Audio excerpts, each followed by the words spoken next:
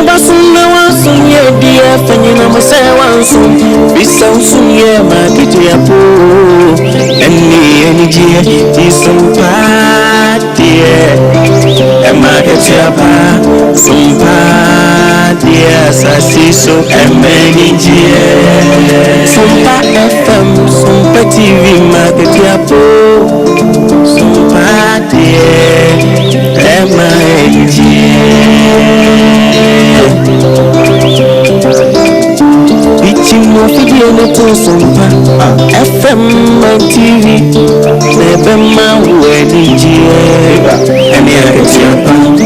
Nebema weni jio Sabra boi muda jini Dina chosu no udia unyas Nebema weni jie Aketiapa nso kamu Ema aketiapa Awa video no kusumpa FM and TV Why?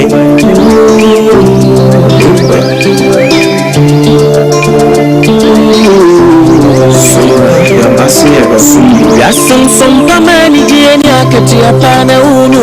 wada some pati asiti neimu ema akati apana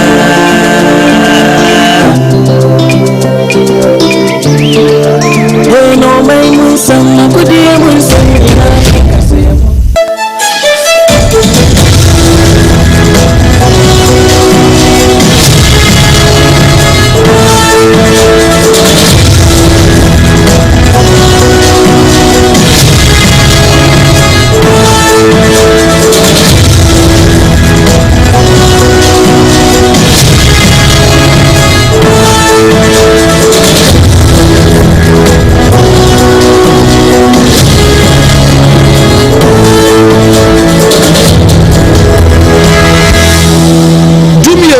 Abo Almighty Asamai Ghana Ebobibia ha Emobibia Kwaba Eba Sompa 106.5 FM Accra Sompa 106.5 FM Accra Wei eyedum yenika se no ni secure sanitary pad na dawroma wade aso asene kama paama kase no ebim pepe mfa ho nyina di line no mo kama sa atatia na ne ma na endpoint homeopathy clinic enso ahwese kire ho no bibia ye correct na ne manyina da na kwamu kama no ene ye de ba besomo ene awie yi hyenenso kase yi etwa ne ho fede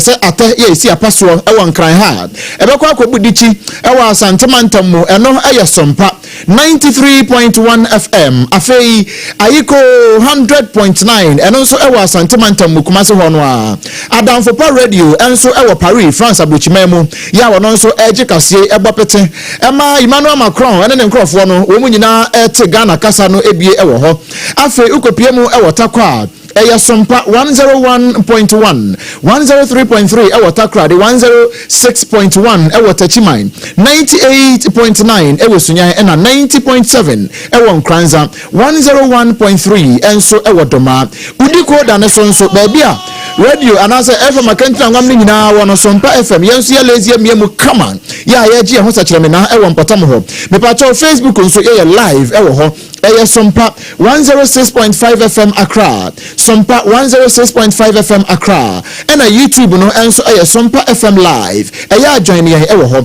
ensem wa ye de baba somo ene no ye krucheri nyina so potokasa mu e de akwakogu www.sompaonline.com eya no akọ na fe ensem no brodo ntwe nyina no wonso akọ sanim e wo ho ene ensem a awie ye de somo no na poso ebi ene se Awa wasam ye free mantemu eba chese adisuafo miensa drobani bako eka ne ho akwanhia si ama sa nipa nan wo mato nanom e wonsie do na sanso na ewono ano eyade a eye National Fire Service Commander wono so na pamphlet wana mobi ni nyina ya akwanhia bi a nanu ada esi ye manipa mienu mpofemu ehwere wono nkwa mansuda atano ewa asante mantemu na wotwe wie ye de nsem bi firi ho baaye abusuafo okasa wona se de National Service adwumayekuo no en wo mode kokobo ekwama desuafo a wo moje ntete ewo suapon ahodo no mse wo be fasukua eya accredited Ghana Education Service wonom so do wanu atomo bi ewa chechefo ya mpempe ya posti wono chese won sikasem no twe ne nasia ne di asem na wonom ka eno na reverend Ntimfodwo enso aka bia to so wo busa NDC aban se aso bone ben na yebeko kuyayo ensem mu kakra sanse ahafo no southwest mashebedwani ede nsem bi amane aban ye fa kuyayo ehu eyensem ben adwetwa bi ekoso ewo ewiemu pade ehunfo wonom so akache ne wonom ebo ne tiri so awie no yade mu nsem nyinada eba bedan wo yebetwa bosompo na afa yakwa amonone Israel ni Iran tokwa no Donald Trump wa pilot pa ama wakasa ewo ho yede mu nchiremu ede bebro ensam no ahodo bebre eka we no mu ho ena nianom baasa eja oba ena sonson kronkron yede besom wo yanom a wote anka wakase mu no yemme obrempon na koku ampuma mene ajua asare enafe ohine ire mame epia yebowa esia mabronya abrewetia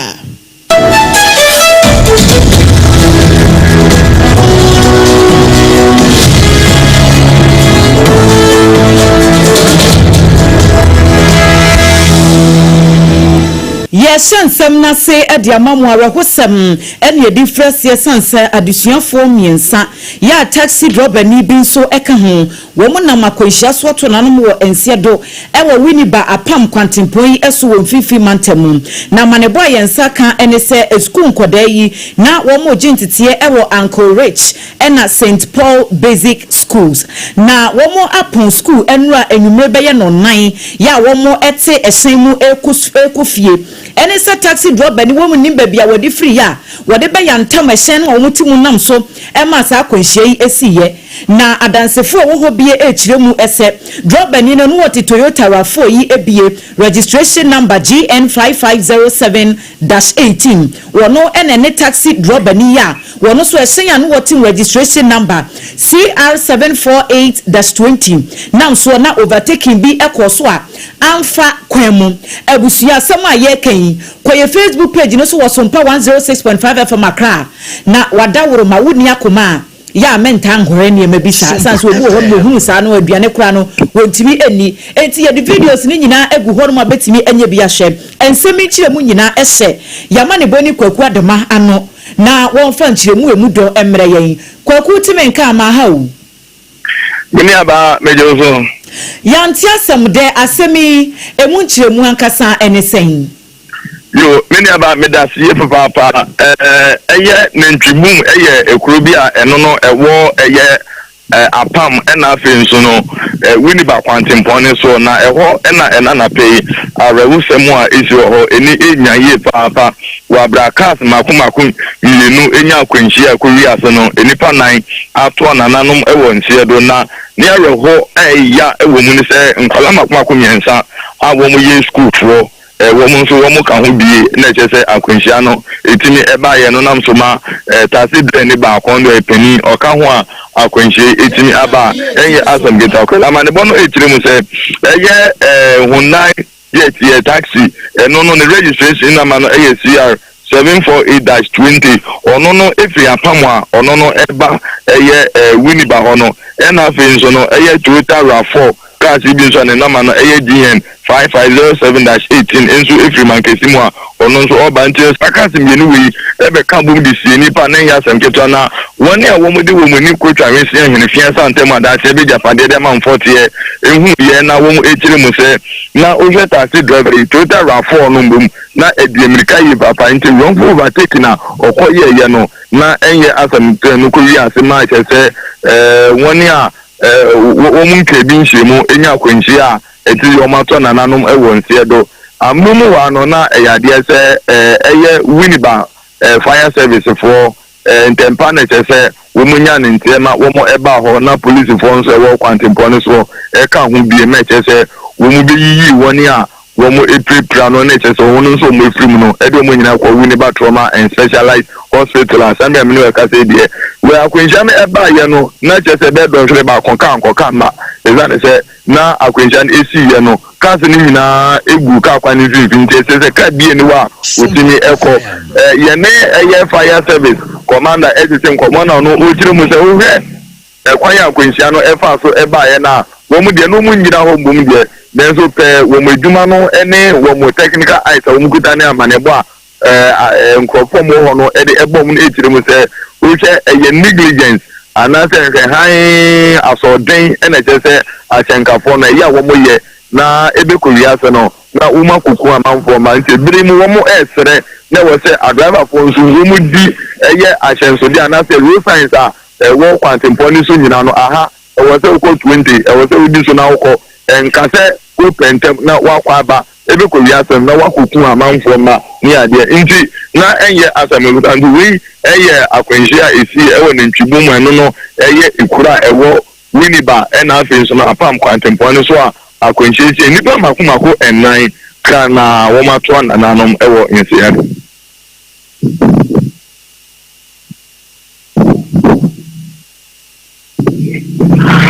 ɛna afiri mu nyɛ saa na kyerɛ sɛ nipa nnan na afiri mu nyɛ saa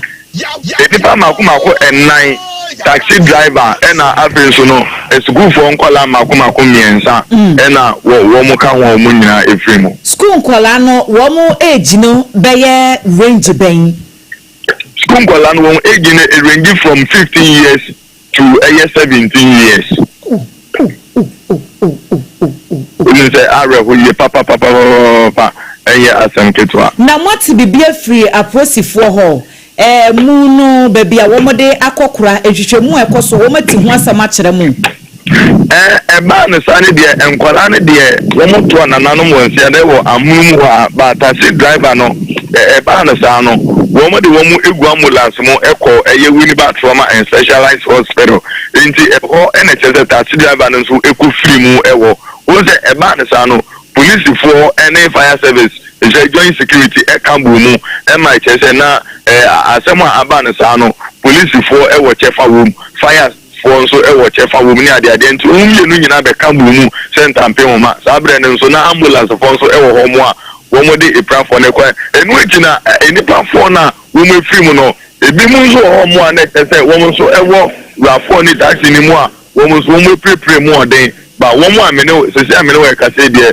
adɔntafoɔ a ɛwɔ Winneba Trauma and Specialized Hospital ekyire mu sɛ wɔn deɛ wɔn ho yɛ wɔn responding to treatment a yɛbɔ nyame mpaeɛ sɛ wɔn ho ɛbɛtɔ wɔn. ɛno na nka mbɛbisa ɔsan sɛ wohyɛ private car no a deɛ no wɔte wurafoɔ no mu no wɔn nso driver side hɔ no ɛwɔ asɛe pɛpɛpɛ te sɛ deɛ na taxi no nso ɛteɛ no na ɛno no wɔn no sɛ si anapɔmuden ho nsɛm na ɛte sɛn.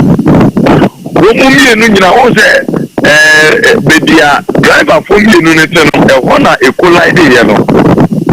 beebi a driver fo mmienu ne te no ɛhɔ na ekolide yɛ no nti no wɔn sɛ wɔn condition no sɛnea ɛteɛ no ɛyɛ onyankopɔn pɛ ɛna samire obetumi abemu na ɛsɛ yɛbɛte nka no na obi aho atɔ no nti ne yɛhwehwɛ ebe ɛkɔpem enyimire deɛ yɛde amanebɔ no ntoa so no ba bɛtoa so ɛde ama ɛyɛ sompa etiefoɔ ne ahwɛfoɔ nyinaa. Yo mo ɛne adwuma abusua yɛn sɛ ntwerɛni kwaku adamama ne bɔ ya wɔde firi Winneba pam kwantempɔi so wɔ fifi mantam a wɔkɔsɛm asie school nkɔda a wɔn fie no bɛyɛ 15 kɔ 17 ɛne sɛ wɔn apon school a ɛhyɛn a wɔn tim ɛna akɔnhyia si ama emu mmiɛnsa ɛne drɔbani baako deɛ wɔn nyinaa ato ananom ɛwɔ nsia du na yɛfiri kwaku adama hɔ na yama ne bɔ ni Erika Nai wɔn nso na kakye nwura mu wɔ hɔ ɛwɔ mfimfini mantam hɔ a wato nkra bi ɛde amayɛ ne nyinaa ne sɛ ɛna no memenda ya na yɛdwun bo so me da to so aduonu baako no wɔso brontam bi ɛtigu yɛ ɛwɔ Cape Coast ne mpɔtɛm na ɛtigu yɛ awie yɛ no awerɛhosɛm efrɛkyerɛ ba yɛ na busua na nyɛ nika na nyɛ da na yɛ asefem nsɛm ne nyina da ɛne sɛ ɛdan bi adwirigu yɛ ɛwɔ brɔno bi ɔfrɛ hɔ sɛ ɛyɛ London Bridge ɛwɔ Cape Coast mpɔtɛm hɔ amanam so emu mmienu deɛ kra na nam no wada ɛna wɔti nananom ɛwɔ nsia da foforɔ mmiɛnsa ɛyɛ ade a wɔn prɛprɛ mu ɔden ama ebinom nso ɛyɛ atukɔtenafoɔ ɛwɔ wɔn abusuafoɔ ɛne wɔn ayɔnkofoɔ ntɛnsa sɛ baabi a no wɔde wɔte bɛtwene kora no na yɛ ɛden ɛde ama wɔnom na ɛnam so ama yɛ kasa yɛ anɔpɛ yi commander ɛde ma Ghana National Fire Service yɛ wɔn no ɛwɔ mfimfini mantam hɔ ACF2 Merinda Mary Atiga Mesa wɔn na pamfo so abranan ɛde wɔn akyerɛ mu ɛwɔ Cape Coast Teaching Hospital hɔ ama nipa mmiɛnsa yɛ kɔ wie bo ayasabea hɔ no baako a aka wɔ hɔ a wɔgye ayahwɛ no wɔkɔsra no na nyɛ wɔn koada wo free wada and was sad na ni chire mu e wo nipa mienu ya woti na nanom wonse do no wo busuafo enchen e de ya konsem ekoto e de ma wonom e ma wo se duo mu e wo bia ya abrahosem no esiye e ma etukotena fo so na wonya baabi emfa woti entono so no wakosra wonom bra wakosra wonom wiye no wone yamane boni Erica na twetwe nkomo no yentie ACF2 Merinda ensembi ya wotimi edemaye eba ha de a ye ba be continue attachment ni efi e o fete aya tell ya e kwa ya o pa o ye bua attachment ni ba ye ba share ya to continue collaborating with the assembly any advice I ever ma o mo aye so they do o mo no they are all in the same way that see the way forward and also the ba me tia so abusia so na o mo any I will see ya wosem mo share Facebook no any YouTube TikTok ni nyina da betimi aba SOMPA 106.5 FM Accra na wa ba be share wosem ya abrosan ya no mebenda ensuo je mutiwi ye no edwiri ye ema nipa dodo na nso ewokwa wi ehie mu no na ACF Melinda wano so Mary Atiga Mensa wano so ekwa akwansra ewo wonom enchene de odi tu dwabi na yetie ye no na yamane boni Erica na wa mana pem wada watwa so ni wona wakwa wenye woni tutuka wonsem ya woni emenyina da ehwe wonom ewo enso ye tigu ye nam so ma edan dwurugu ye no na maame baako ya woni mfie no kwa ni mo kakra sani ane emasi ye no nani ko twebisi ya ne hwe santemo no wodi hu dansi enti no je bi mo ema ensem no ekowie sei ewo nkomotwetwe ni mo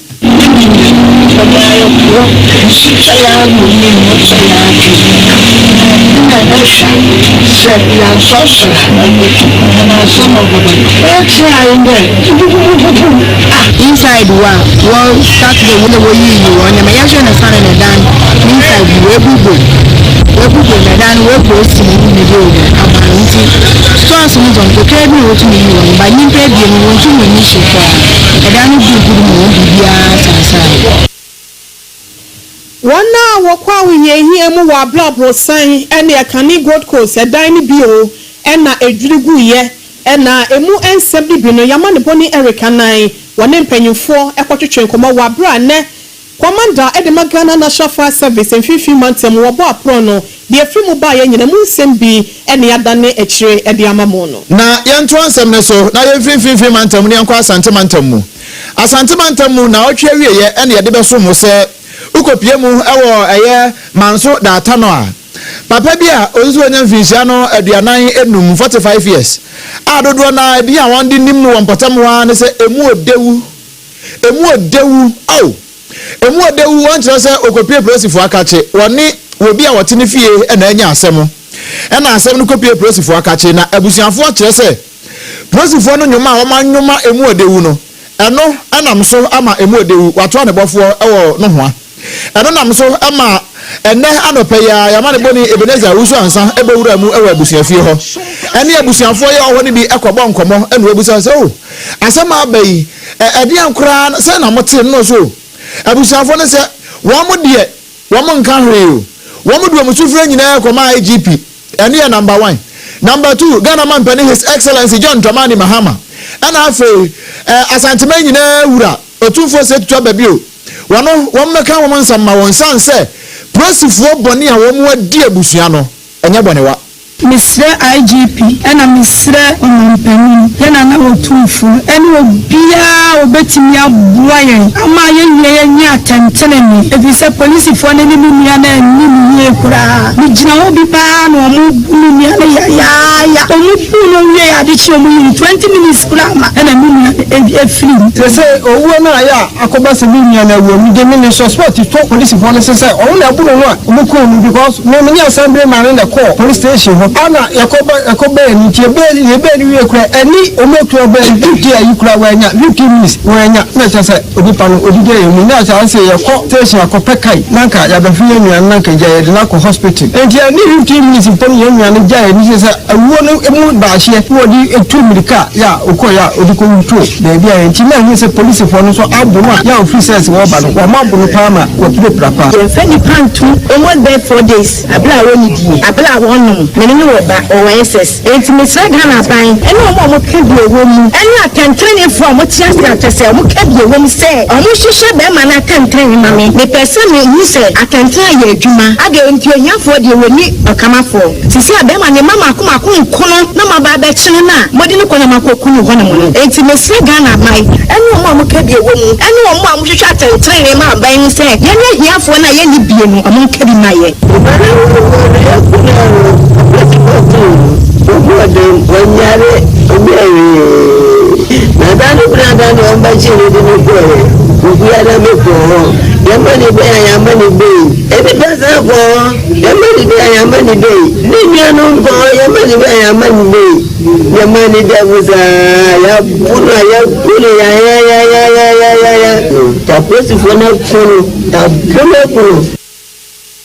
abusia we abusiafo ni bi enti ni nua baako bema baako na yere ene ne maame nipa nan maame ne se wokopebe ya mani be wade saa ena abusiafo ne se wom susu se prosifo bo ebo emu odewu ena nam so ama na basa na ensem no mu nyina no wone bo assembly member ya won potem ho no wone bo ni din em wono nso ye ba nan ko no ho ye ni nyamfo kofi mensa ya wono ewo manso watreso electoral area wono nso ede kakra eto so ede ma Ebenezer owusu ansasa wonye awon fan so ma manfo so afano ka chere me se na libi na ni ne be better na fu ana ne be ni bi ka fili ebe ni ta according to me no so ka chere fu ra ne se isi ade ne ma ni bi bi ayi bi mo ti da na na be ha e woni to na landlord ni se na me ni ne ni ya ti ende ntimi to no na tana ma akomo wa month na ba na ta maso ana efi no ma me no so ya as efi ha pra ni ade ade no obeda ni o so de nso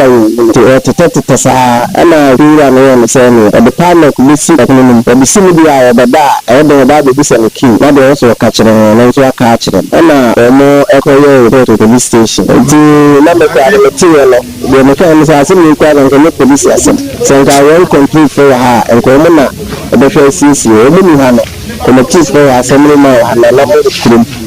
we ko biti ni sisi ama so biaba na ndi ko police station ti ko police station no na police for no according to this one so mo chi ni Tuesday no ana na de ma on Friday emira na no ko ya no ko pay bill ma no ti mo te ya enyen to ko bia so no na ko gidigidi bia nti no ha sekretu bi na ba ya tenant na ama ira ebira asama de egana akoye awrahosem we honorable Kofi Mensa ya wono assembly member ewo manso watreso eno wo cheso no de sene onim ni sene mpani bo na mane eni sene onu su di nsem na chikodru ye no na akwakopie sa enti aya awrahosem pa ewo empotamo ho yet one sem so panyina wo hye kire se kwankyerefo ewo National Service Authority eyowura Felix Jemfi wono na de kokobo ekwama wo mu wosuapon mu dada ena ne titu wo mu a wo mawie ntoaso suku afei en wo mu eprese wo mbeko entoaso universities ahodo no wo se we de self-to ekwama wo se wo beko school bi mu no hye na pe suku a Ghana Tertiary Education Commission GTEC fo ade atum ya enkrata so no ye beka se school ni ye accredited eno hu enkomo ne yebo mienti a wode kokobo yaba ene se National Service Force afimpinu ne aduonunum ene aduonunsia 2025-26 academic year no womo abie ekwan se National Service program no womo emame apply se de be ya womo wie entity ewo university ahodo no wo betimi akono makwakoye wo National Service na de suafo dodo no wa ene ko apply ye se wo so pese wo koye wo programs na application nko wiasia yese graduate be ya mpem miensa ne ahenum ene ekire 3500 ne ekire kura ye disqualify wo se wo no wo ntimi nya wo National Service na ne entia disqualification ne ba ye ne say GTEC fo suku asa nkoda yi ko ye no ana graduate ne wo ko ye no GTEC fo nyesa schools no entumu ena Ghana ha so de ansa na obey on National Service no ye universities and National Service fo wo mo gitun se agise bia wo free university A B and C ansa na ye betimi ama okwan amwa koye National Service eti se bo fa fichire wo kokko ntebe school fo yi bi na uye na ba bonten na aka so ko apply for National Service no wanya wɔn se ɛnyɛ wɔn ɛna ɛsɛ sɛ wɔde soboɔ ne bɔɔ mu ɛnu ti ɛna wɔn de afutuo yi ɛkɔ ɛde ama ɔmanfoɔ owura Felix Gyamfini nsɛm a wɔde tu dwa ne bi ɛnie. Quite fast Juma and say Sabi, ghost names and so about national service. And a book compact said no. Yeah, you know, you need to is set here. You should be a Trump University School and schools are no way national, no way it's quite course be baby. Then the party oh, what's the a diploma and a degree and a HND. And so called Ghana Tertiary Education Commission website. Not going to ask some money degree or Sabi or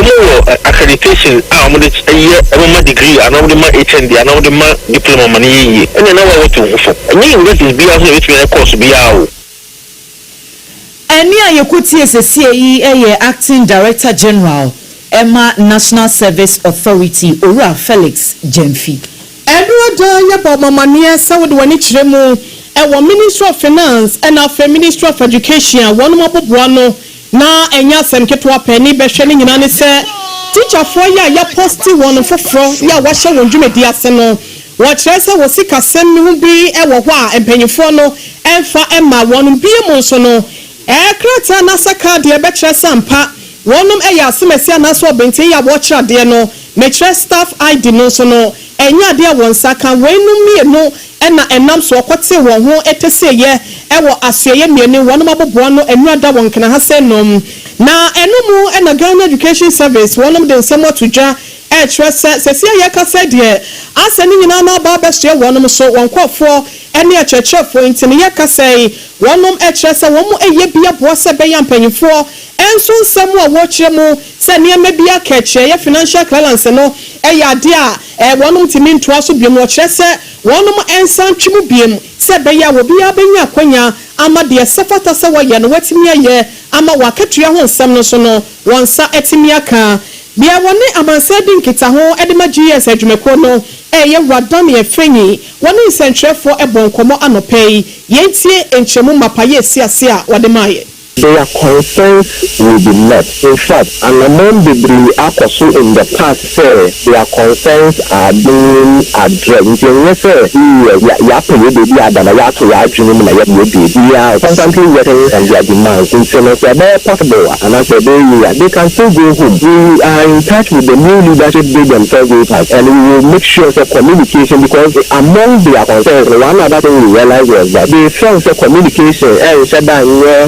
very strong between them and the Ghana Education Service. Once we are now in touch with them, we will make sure the communication will be very, very regular. In fact, even including engaging the media to give them consistent updates on what is happening, the process, the stage we are reached, where we are going, and all that. Maybe I think they should be rest assured that their concerns are already on the tables of the management of Ghana Education Service. We do not so nipa yakotie nwe wono ena Ghana Education Service wa yon public relation officer Yera Daniel Fenyi enidin na wo munkomo ye mu no ena Reverend Intim Fodwo asensa otomrache dojani a wono kro ya impo no ase ehwe enwumasia ensem so wakọ kakra kọbọ adwuma na deputy minister e won potam ho ena wo che se aya teacher for asem ne yeken teacher for wonum sika akatua wo ma ya adwuma na wie ena ye ntua I mean how for the way who bond up say a teacher for akatua nti wonum so wo mo education for headquarters akwaji wo sika ni akofa police SWAT for ya wo mo tutu a wo mo from wo de ani setuo nanka kronfo bi a no ya stubborn pa no ye de won ko face wo na teacher for a wo mo de emfia ene maka ne choko ene duster ene ya adwuma ene ya de SWAT for ko won so ami ye no an say na amen na wo kwatro to the Twitter tweet no so ne ye friend no X no e ho no wo kwatro to ye no abusa say under President Mahama ya wo no wo education edie pa ba no wo masua ene de na du ba bia wadri na teacher ni a wa kire wade am abedi mampani say ye pesika de ma teacher for na teacher for so wa ya adwuma wie wo musika ma enti entua wan kan won kwa kwaji adwuma wo mo ya wie de da eho sika na ye kwa kwaji a ji say the process for na kwata ta won o se we die se nya Mahama pen so a na nka hefa biem na waka kyerɛ sɛ wɔn betumi ayɛ sɛ ya ɛna wɔn mfa saa ahoɔden na wɔn de suma apolisifoɔ sɛ wɔn nkɔ pam ɛtikyafoɔ no mfuo no wɔn mfa saa ahoɔden no ɛnkɔ ministry of finance na wɔn sika no yɛntua mfama wɔn yenra kuayo mu kakra na hafo no southwest mashebedwani ononyamfo Elvis osai mensa dapa na atutu biama ne aban ya wo chem se nansem temu mu kebi nhemu wo mu nkote a aban se budget ya wetwa ede ama asoye ahwekuayo ensem so ye 1.5 billion Ghana cedis ene wo se sika wei se be pure water ska na sika we de beden abo wo mo sector ne ho bra wo se anya de be so wo mo kura wo hwe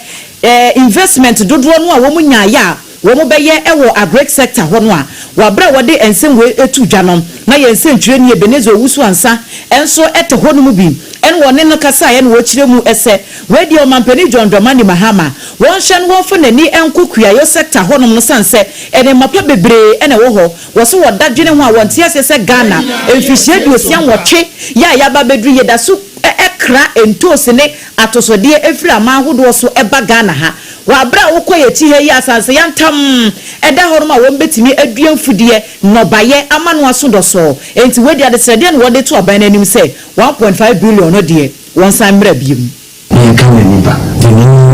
Ghana agriculture and uncle our taproot. But we call budget we say they only allocated 1.5 billion to agriculture sector. So I thought it was how come so only the team our arable farm and land Eguha, virgin lands, rich lands, let us claim to see for code in work the Kenya Peso Eba. Let us claim more if you are Mamma. We need to address our this is a black again. Now, so go you probably are not sure on your July. I did be the areas of abandonment of my idea. But you to come for Ghana Hako Brazil, or call a drop or Tiapo, or draw more time. You see, you are assassin, and put a little patch on the and say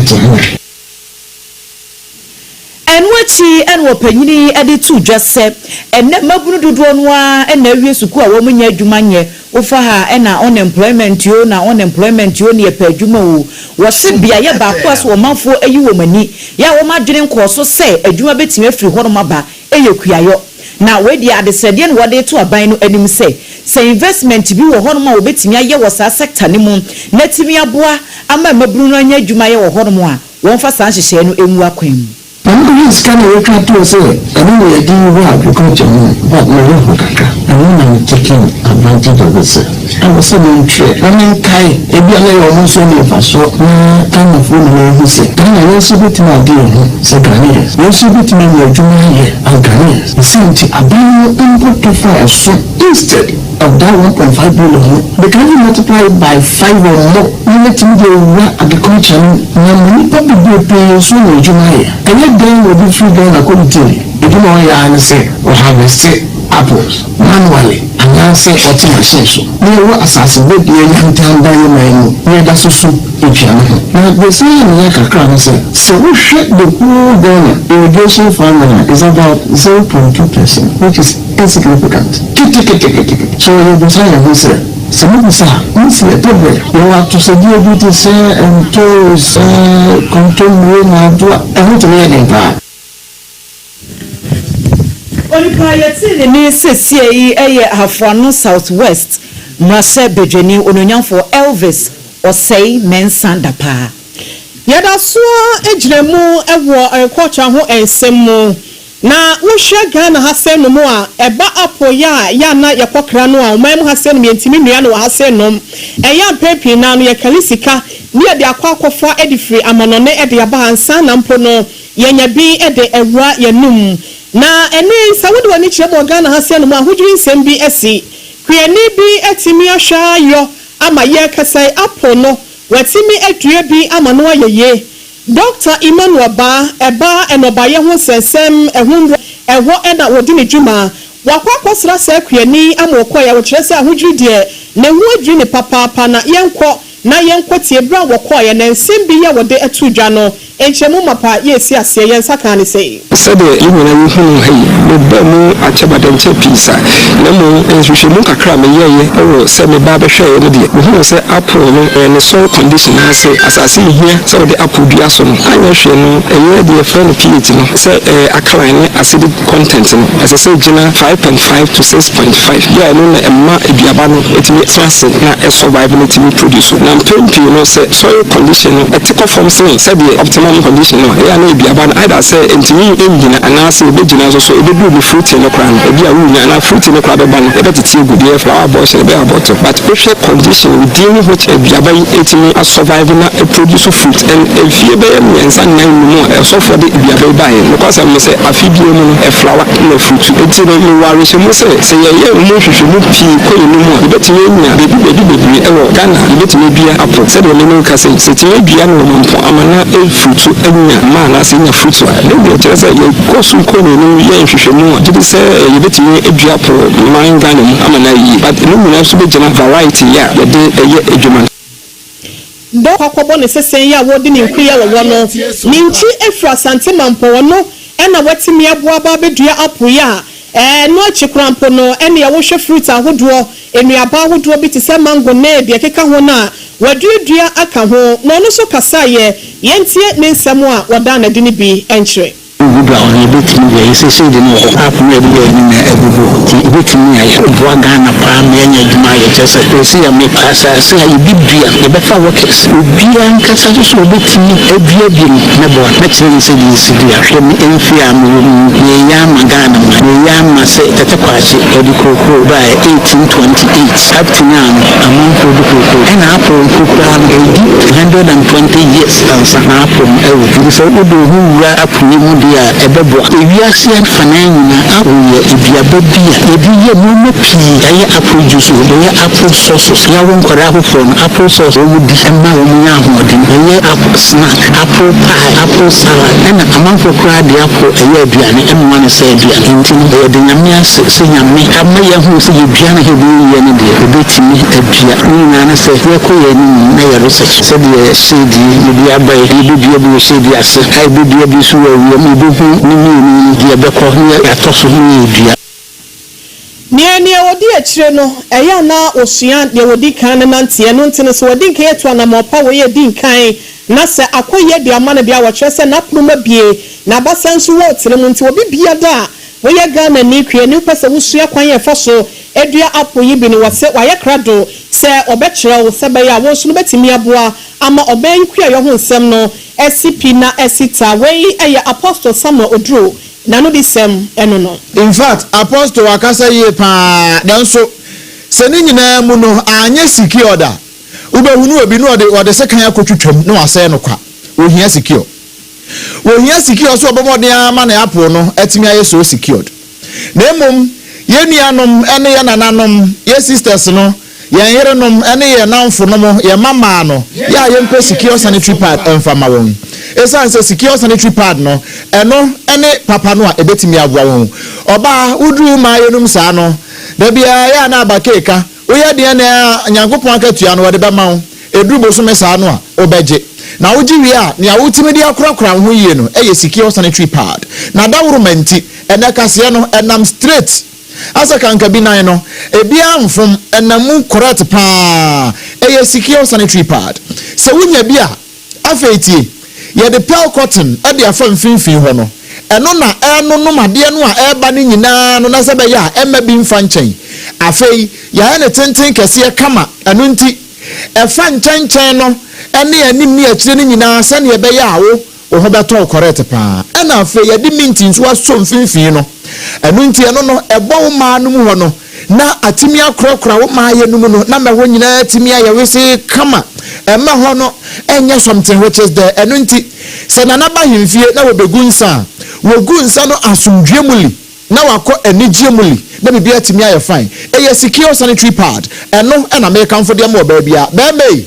se wo ko abontene na wo ba na wo pe adepa bi e de amawoyere ana wodofo bi na watimi agye wo so yie paa de a ɛyɛ secure sanitary pad ɛno ne papa no asante mantam mu ɛyɛ amomfo mo ninkyerɛ mu ɛwɔ mama excellent cosmetics efi asante mantam ne nkwado kɔfa bonobono region ne mpotam wo nyinaa no moba kuma sesa no a mama excellent cosmetics gene number ya afre no why 0243 862 158 0243 862 158 or Wadum PZ and afei kwada so estate taxi station 11 old Asempa pharmacy kwan so 11 eho eduobutu na one no etimi abonkobo endpoint ni o mo enyarewa hudu nyina no baabi a yetwa ba hwe no eye endpoint homeopathy clinic udru ope onso betimi akabrofo say I'm free esan say wa hoto no eho enewo eno nti nipadua num efi wutrimia no ekosi ubawura no no nia eha ubia no fakodan endpoint homeopathy clinic na fe yenyi sa ha no emfiri wo so kakra bi mpo a metimi aboso de ama wo no ene say bi ho ana wono awade be se mfie mpem ha emfie manim ho nanso awade ema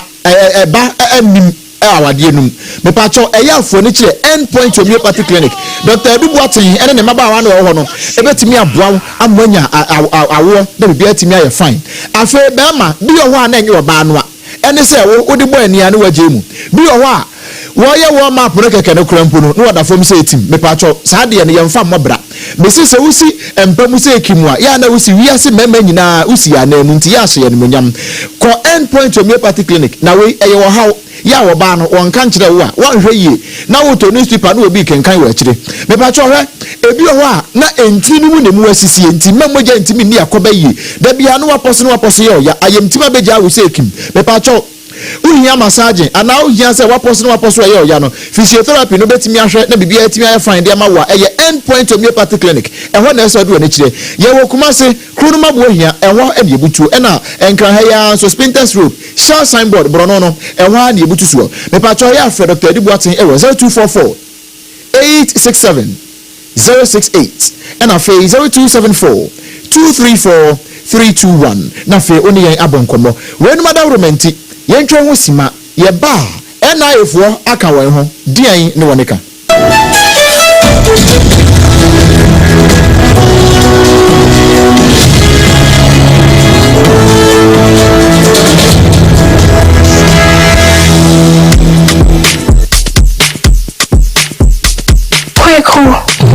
So I she the crime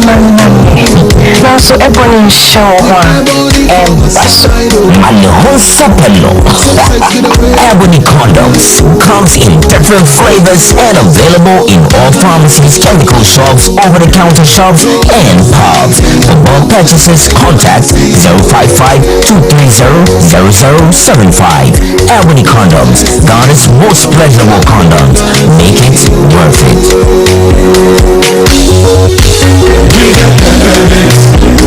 Strawberry, vanilla, chocolate, strawberry, vanilla,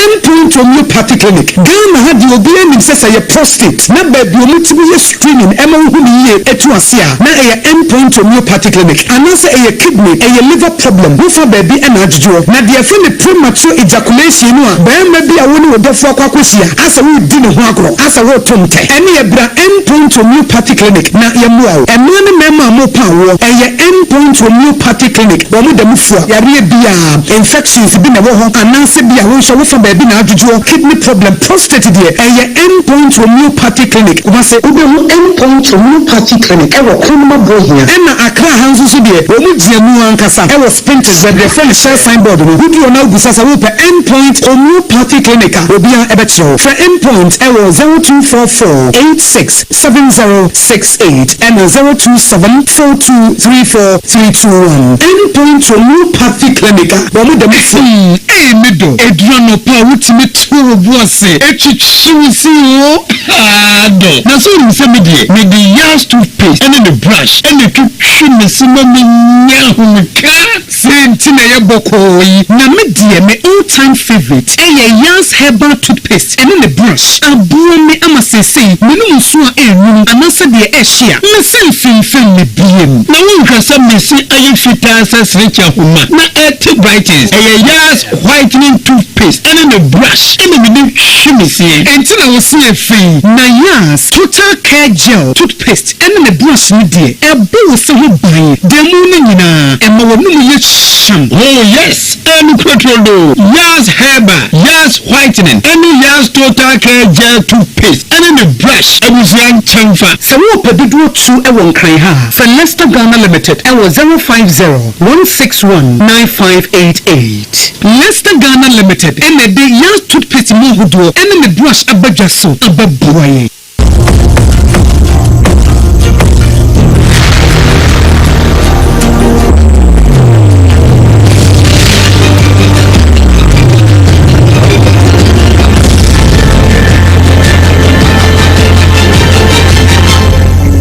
TV Emma Akatiapa ya konsam ne so taw na ya toa so na taw ya nkwa homa ne so na ye ne era Dallas Ampoma Williams wono ena ya pani kwankyerefo adan kitahudi ano ewo National Identification Authority ye ne no enkobo nkomo na ya tie ne se adwumayefo ye wo NIA se wono mo ko indefinite strike esan se womo operational support allowance BSM 24 de ma wono emaye ye nkodi nkomo imra taw Dallas how? Na ohuna mu tisan yo. Abande de ate. Ye jawrade ase. Ye wa ha na ya tie ne se madwuma efo ho se operational support allowance ma ye nti wono mo tie atua aso sa na tie. That's not the ne atie for me.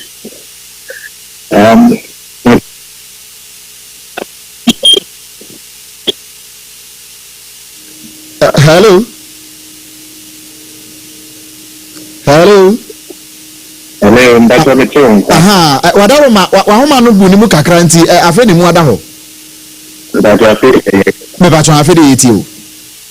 Mefi twa ma ambe boso me kakra ni. Na ndawa fi o so ni ya because advertisements and sana SOMPA FM ministry no for preaching na can ya religion da control na Russia to me say something ya winning na just last week in a letter from the Decentralized Commission amateur finance ministry omonyemomuntia fikano and staff yet as management shocking and kakra senwa into finance ministry no and for a future na almost more can say first na only budget na on the core some government machinery but they say one of the National Identification Authority no Ministry of Interior. The just movie authority now called Interior that's 16 million budget allocation on the way and then which operational support allowances. It is still the same store OGM, Office of Government Machinery, and it can only move the canoe to Ministry of Interior and other in the media get review. We find it very unfortunate that the day I get to and then and it's a trigger union kakra where you go you was running over meetings just to ensure that the capital is really intact. Unfortunately, the advertisement will not be 25 actually, but ministry no certificate no interior ministry budget no if you are only there's union leaders me staff me but also we share with the salary commission every meeting to say at the head of it and now that's why meeting. okay. We are taking a decision. Now, like a commitment from the ministry. But this time, Tikano, the media be to sing and they are back. So we want that commitment, and we are following up for the business track. These are items of the ministry. Now, we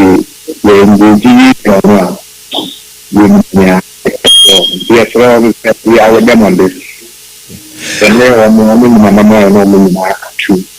But within a dinner, you cannot feel back or inquire. Into what that commitment for musica and piano back ensure that the money is moved from OGM to the Ministry of Interior so they are controlled between a chair or Musicano and the amount. Yo, and Dallas, more meetings with ye John Kobe, Uncle Sia Numre, Nunciano dear. Not just a beer, not more near Samba, no Ama into Mukakra. Why? Right. Abusiani Pende Bonko, Dallas and Poma Williams, Rono, Ekasa Edema National Identification Authority. We near one of my phone be one more operational support allowance, yes, and penny for the Mawono. And my one wash and Nima Shasha. And my inti and rather, and one tea and Crata woman said, a free medical create one more crop, Omotia, yeah, woman named Da. Etiatian wembe free mo asan baby eno ene ne pani ya no ekasa edema NIA kyerese wo mo nso eguso ne empanifo e bonkomo ne wachire bia enkosi adwumere de yebekọ ne akwakwagimo enkyiremo na yade nsem no to so edi amamono yebesan kwakodi nkomotew sanse amaneboy ensaka ne National Association of Concerned Small Scale Miners womo frɛ ensemtwefo nhyiamu ɛwɔ asantemantemu na womo asɛm a womo ka enyina ene sɛ bambɔfo ye wo hɔ no mo ekwan a womo de association ne members ne fa so no enya nika koraa kyese baabi a wobɛfa bia no womo gyem so womo de womo ada ne money bag no womo oje ofa ha bia ne yedi ehyiaw ɛna mo ma ye sei na mo nsɛndi sei womo se saa nneɛma no ɛkɔ so na tete womo akyepa enti womo frɛ ensemtwefo nhyiamu ya ma ne boni Ebenezer wusu ansa enso ewo hono bi na asempoti ohaw no a wo mu kire mu se bambofo no de ma wo nti a wo mu ato nsa e dia friends of jofo no yakwa akogye mu Ebenezer otemenka ma ha o ewo tumi ya ba wadaru mabonitew efoma ye nese jofo nhie mu no edien na small scale miners wo mu ka Gracias. Consensus World Miners Association ogun kwabata ewa asantimantemu no we best them iron control function na control function ni na ase na principal for by na say enu national security a police for immigration soldiers we go the that migrants aye twa so ni titiro mo pa na say so we go side and am say we go jumo na we go ye no we be media or town but you know I can't be my uncle free we kwa any sister ye any go do you e bi mo so and no ma we be adwuma no so na apa for to free na ana for you we move to excavators ahodo a we be adwuma e wo site no e we be to o man pedi John Dramani Mahama ni say adawro mo e du say we ba we so abentan say wa bra o man pedi John Dramani Mahama eba the free ekimi no but we say the bua na to so ye bia bua ma minus o mo me no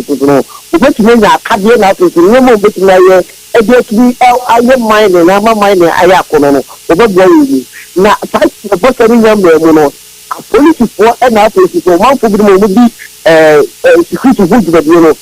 mo so na pra ti se mo no ka te pra no mo for be bre na no what to mo kuma wa bra e to cross e be ti no e to kwa e to ba no be e kan say we need no more with your class to a bamboo we beat me the far at the court your bra in the number so dia so din na ye hawa an ta wo an je mo ma ti say no ka no e mo din so for so mo e da successful na o mo ka san e cha ba na say ada wo wa take no ma ti ko no e ya pa ko to be ku ma ti mo o mo na sa juma dia e ko so na to so soldier for na for immigration na for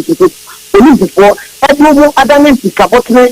year wo mu jitu wo wo de no for emra from enti enu no mu dia de frege eto benefo enu se adawro ba wo mu mo nsa be me yesa dia enu mo e ko so ya de se akama ese enti mu mo wo tra be e wa ase me na wase Ebenezer Brenunti wo de yemfasi ha bobo ne nyina no na anwumre no to ma ne yen se de be ye bebom e de amayetiefo Ebenezer owuso nsa amani boni a enensem twofo nhie mu ekoso National Association of Concerned Small Scale Miners no e wa santemantem no de ho amanebo abei na yemoto na yentwabo sompo enkrofo enkroso na num ha we no eye nimusam e de ma wiase amansan nyina se Israel and Iran woman tokwa ya won de agina mu no enya asem kuma in fact efiti nra najo e de ba besi na no pay ni pentimi nkan na nim wo so san se amayi mi enum mpanifo won mu nyina kwante ase apam ya nam so krampo ma America mampani Donald Kwaku Trump wodna no atum bia no krampo amanfo tota tweet so wode ba tu je kire se no kure wa Israel for and Iran for nyina kwa benkrom se afedi adwobre wono mo enkontokwa no biu na wo mu kan sa de ni wie ya pe se na won de kan prepare bomb ni bi wo hode da wo mo e launch na mu wie mu de kura enti wo nyina kwante ase apam wie no na ate se ne a wa kan asem ato from no o tweba from anya yie na Iran for de na du Israel de da Israel for to hodin no am say wo bia ya kan wie no and wo so mo reply Iran for eno nam so ama America mampani Donald Trump wo de abufuo wa kasa papa no wote se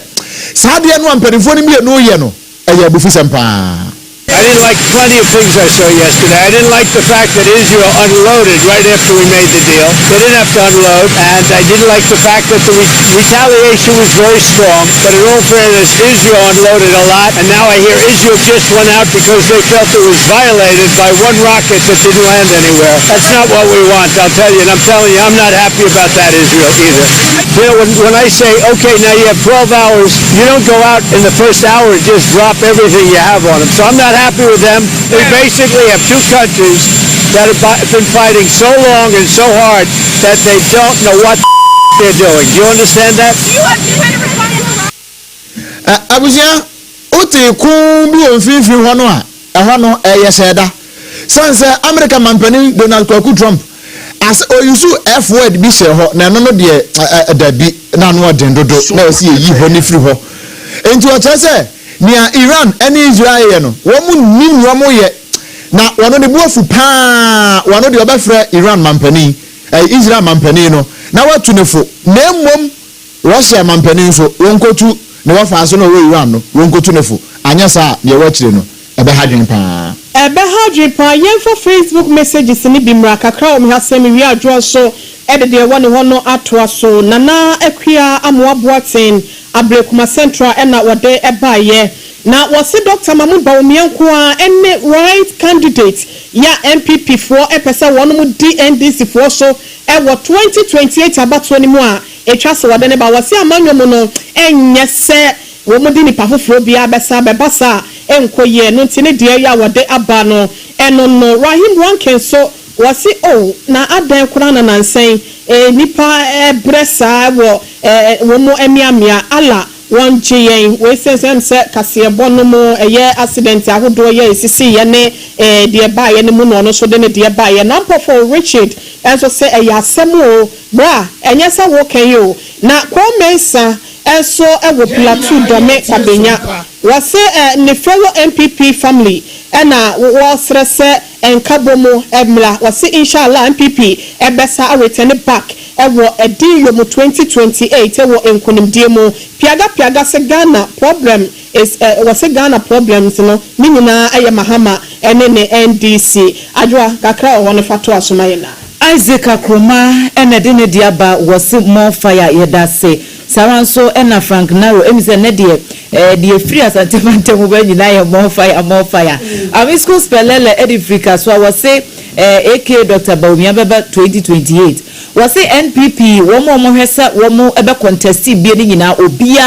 eye equally good na so de tutu nsenie ni a Dr. Baumia wono na the best choice edema NPP enti se de betimi aboa mo manya nkunimdie ho o se enchia enkoma honorable Mavis Awakumsen na afi incoming NPP National Women's Organizer na owura Sylvester Tete wono so ne dia wode baaye enunu na memfa kakra nso ntoa so ha survivor o se mo bɔ adwuma pa nyankopɔn wo nhyira mo pa ne adwumaden ya mo bɔ edema wo man no ena mame sika na wono nso se ye kase na dese o se agigim asante mantamu ba bia Mr. Donfe ede kakra ba o se you abrempon wo ye sika no de achesa hodi bia de ye sika no de ano odem pa aja be no de no na de sika to ye table so what I say Theophilus committee or say good afternoon bro bibia you fine so na we so or say good afternoon Abrempon extend my greetings to Commander Kwame Bekwin also anan enafe honorable Oheneken omu nyina te yakopon hira mu nyina Hana Tete or say good afternoon or say kase no agentre ha pa ewo enyinam ne mpatamu o mu ayade monyere mu honam mu pa we eyamanfo ede kakra ya won ede aba na emi se ye kase bonu mu a ena me hu se news bi enam entima yemfa entwem taw Laura Municipal Chief Executive ananu ya womo appointee ni Owa Alhaji Adam Mwazu abeto jase opanyin no da ya wansore wo mu kyerem se yade kakra bi ena ebo no se Laura honom kra na no na adesuafo bi no ekoto ananu wonse do ya wabra no mu etwa kodo ena ne se MC ya wo mu bo ni din na nsem mu nso no ono so ato ananu wonse do nti wedi ye mabusua nyina yako ewo saare hosem no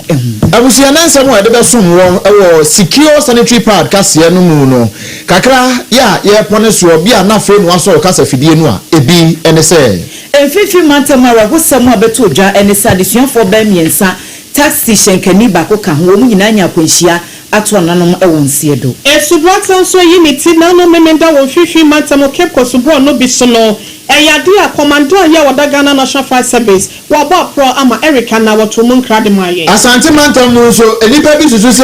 emu odewu niwo ya wawo ewo data no manso data no prosifo ensa no Sarah enya de bre mo se National Service Authority for obokoko adesuafo no se wo be pesuapon na wakwa ape de GTech for agiatum yamani boni kwa mi redu so tonkra ewo eya asante mantem de breye na no eni asante mampene apple ya nanka abroche ne aduama na ye no Ghana ni de hye aduama na ye ama Dr. Emmanuel Ba okobo na baso Donald Trump pilot or see Iran ni Israel empanifo wo munnim ne wo mo ye no ma hwe yi a e de asem kese e de bebre ewiase wei ene nsema hudo bebre e na ka ho ma anuano miensa ye bebe se ne sebe sepa ene ko na haban wo bre ko a secure sanitary pad wono ebo ye chidom na fe endpoint homeopathy clinic wono so eso yasene sene so se kase etwagu ye ewo enkran ha SOMPA 106.5 FM Accra esan ekodi demu ewo asante mantam eno eye SOMPA 93.1 FM ayiko 100.9 wono so ewo Kumase wono so eje asempatre no efa ho sanso ena adamfopa radio ewo France abochime mu Paris ahenkro no mu a wono so eje gumu ena afi ukopie mu ewo takwa eye SOMPA 101.1 takra de eye 103.3 Tachiman eye 106.1 ena sunyane enso eye 90.7 doma eye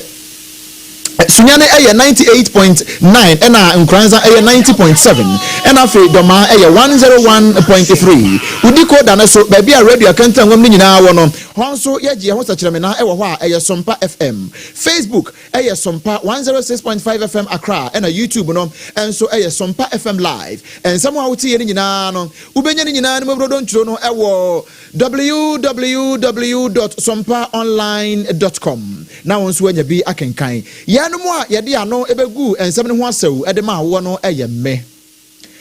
abrempon nana kwaku ampoma mene ajua asare enafe ohine ire mame epia yeboa esiama bronya abrewati adamu ase ama monitia ekudonto ye sori adwaso ama mopro wasem ene